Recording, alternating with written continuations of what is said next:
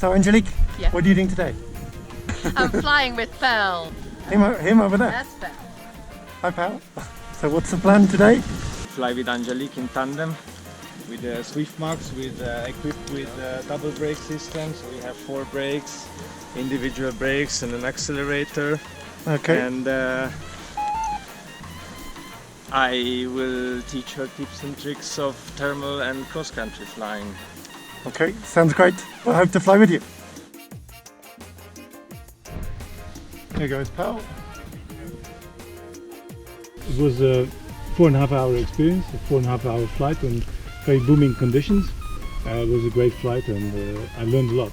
I was a passenger, I was sitting in the front and I was using, he had double control so we could steer the paraglider together, the tandem, and we also had speed bar control so I could use speed. So he could get a very good idea of how I was flying and what else to improve. And I could also feel what he was doing in the air, how he was controlling, and that was for the controls part very interesting.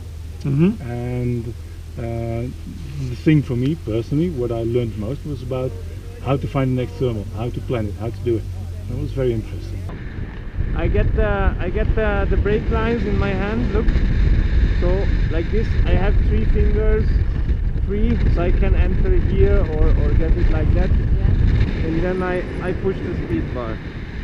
We are now full speed, and depending on how turbulent the air is, I apply a little bit of tension or no tension. Just feel the riser. Okay. Feel the riser a little bit. Yeah. And whenever the glider is pitching forward, I pull on it. I personally always was like, when I'm under a cloud and I find something, I immediately start thermaling in it and thinking, oh, that's magnificent, but never knowing where to look and where to find it. And he was explaining all the things that you need to do when you're flying on a cross-country trip. So he was like looking for the birds, looking for the smoke, looking for the wind direction, looking for all kinds of fancy details that you'd never think of. And so if you've got one thing in your mind and thinks, oh, that looks interesting, let's go there. He was, no, there's much more to see, there's much more to see. There's so much more to see in the air than the things you think you can see. And don't get focused on one detail. That detail won't walk away. The bar, we use this lift. We have a good glide ratio now, so we don't need to push the bar.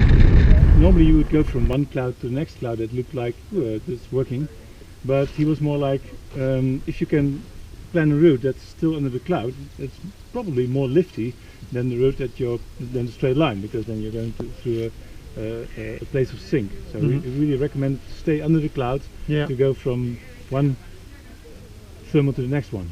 Okay, so yeah, he's talking about taking different gliding lines, not just the straight route. Exactly. Reading the sky and seeing what looks like the best thing. Yeah.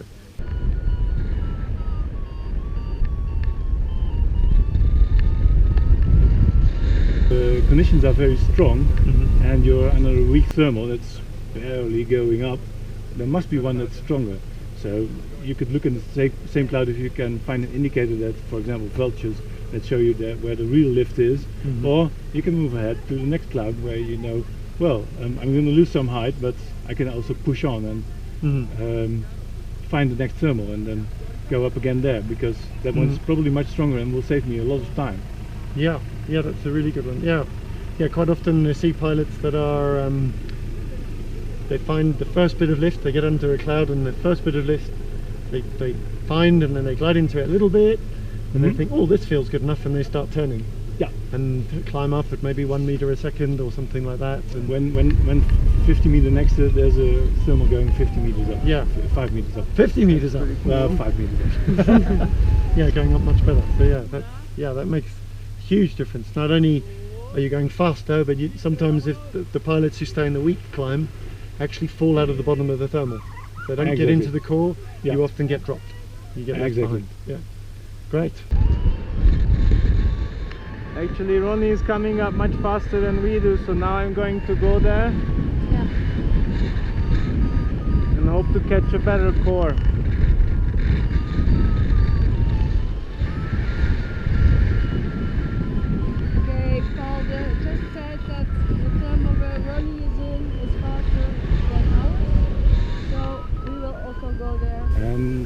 he recommended, which I found very interesting, was not to trust too much on your instruments and more trust on your feelings.